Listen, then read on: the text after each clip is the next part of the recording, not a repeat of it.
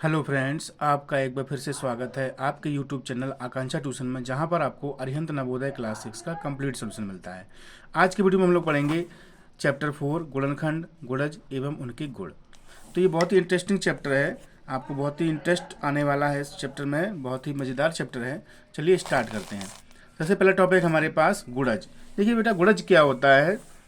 इस गुणज को हम अपवर्त भी कहते हैं, ठीक है, और इंग्लिश में इसको मल्टीपल्स बोलते हैं, ठीक है। तो आप लिखते कैसे, जैसे लिखना है मुझे 5 के गुणज, तो हमेशा क्वेश्चन ऐसे लिख के आएगा कि 5 के 10 गुणज लिखो, या 5 के 4 गुणज लिखो, या 5 के 5 गुणज लिखो, ठीक है। प्रथम जरूर लिख के आएगा, 5 के प्रथम 5 गुणज लिखो, ठीक है, या 5 के प्रथम 6 गुणज लिखो।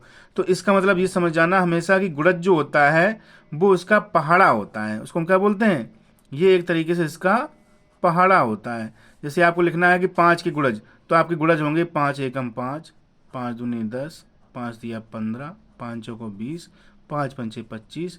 ऐसे करते करते करते ये बहुत सारे होंगे, जितने तक टेबल पढ़ते जाएंगे वैसे ही गुणज बढ़ते जाएंगे। इसका मतलब क्या हुआ कि किसी संख्या के गुणज अनंत होते हैं, असंख्य होते हैं, जिसे हम काउंट नहीं कर सकते, क्योंकि 5 10 जा 50 हो जाएगा, फिर 5 11 जा 55 हो जाएगा, फिर 5 12 जा 60 हो जाएगा।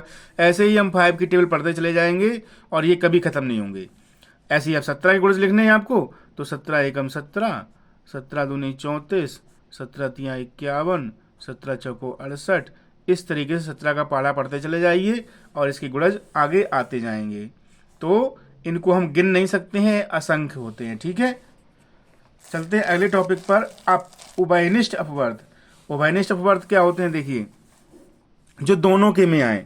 ये हमारे पास दो संख्या हैं 4 और 6, इन दोनों के में जो एक जैसे गुणज आएंगे वही हमारे उभयनिष्ठ होंगे। जैसे 4 का पहाड़ा लिखो, 4 एकम 4, 4 दूनी 8, 4 दिया 12, 4 चौको 16, 4 पंचे 20, 4 छिंग 24।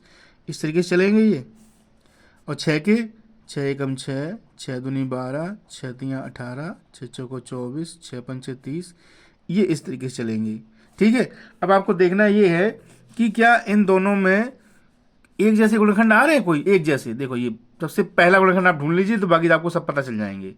देखो, 4 इसमें है, 6 इसमें है, 6 इसमें नहीं है।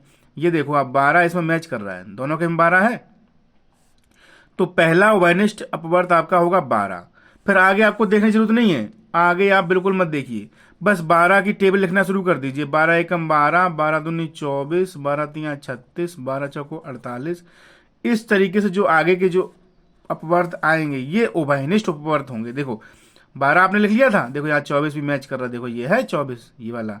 ऐसे ही आगे और टेबल लिखोगे तो 36 वाला मैच करेगा, फिर और आगे लिखोगे तो 48 वाला मैच करेगा। तो उभयनिष्ठ अपवर्त निकालने के लिए आप केवल पहला उभयनिष्ठ अपवर्त निकाल लो। पहला इसमें 12 था, आपने वो निकाल लिया, बस 12 की टेबल पढ़ते चले जाओ, आपको मिलते चले जाएंगे। इसमें लिख के आएगा कि 4 और 6 के 3 उभयनिष्ठ अपवर्त लिखिए, तो आप 1 2 और 3 लिख दोगे, इसको नहीं लिखोगे, ठीक है। इस तरीके के क्वेश्चंस पूछे जाते हैं। अगला हमारे पास है गुणनखंड, गुणक, अपवर्तक। गुणनखंड को गुणक भी कहते हैं, अपवर्तक भी कहते हैं। ऊपर वाले को क्या कहते थे, गुणज, ये है गुणक। दोनों में बहुत अंतर है, ऐसे लिख के भेजते हैं वो कि गुणज बताइए या गुणक बताइए, तो आप ध्यान रखिएगा, गुणज टेबल होती है लेकिन गुणक टेबल नहीं होती है। गुणज आप काउंट नहीं कर सकते, अनंत होते हैं, लेकिन ये आप काउंट कर सकते हैं। चलिए बताते हैं कैसे काउंट कर सकते हैं। 24 के गुणनखंड लिखने हैं, देखो ध्यान समझिएगा। सबसे पहले आप 1 लिख दो, 1 कोमा लगा के, इधर दूर आप यहाँ 24 लिख दो। ये 24 हमने यहाँ लिख दिया। 1 के पाड़े में 24 बार में आता है, करेक्ट है।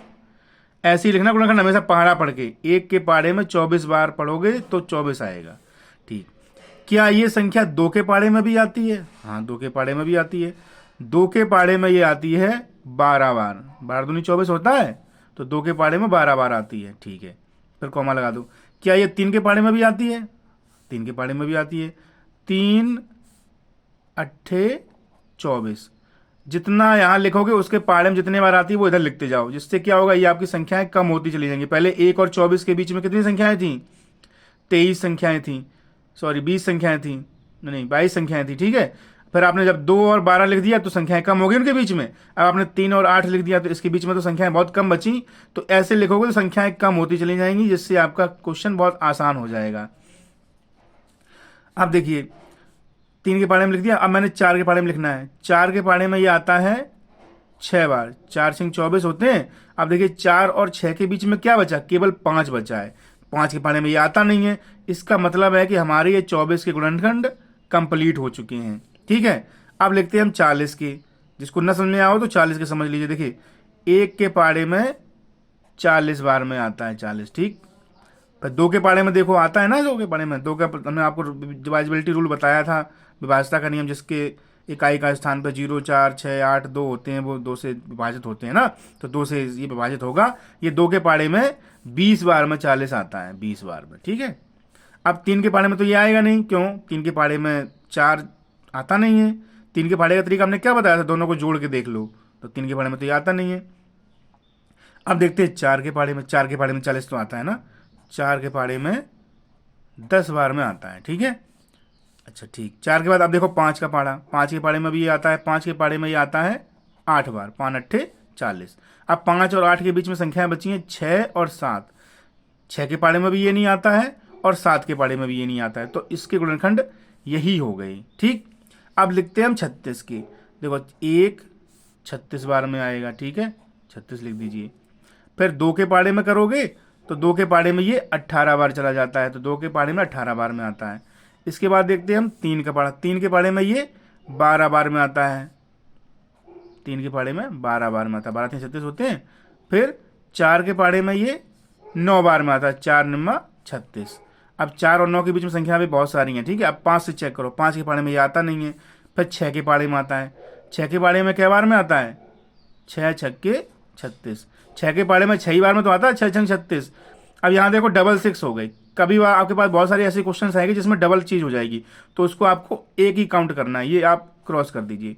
तो केवल 1 2 3 4 6 9 12 18 36, ठीक है। तो इस प्रकार से ये आते हैं। तो आज की वीडियो में सिर्फ इतना ही, मिलते हैं अगली वीडियो में, तब तक के लिए थैंक यू।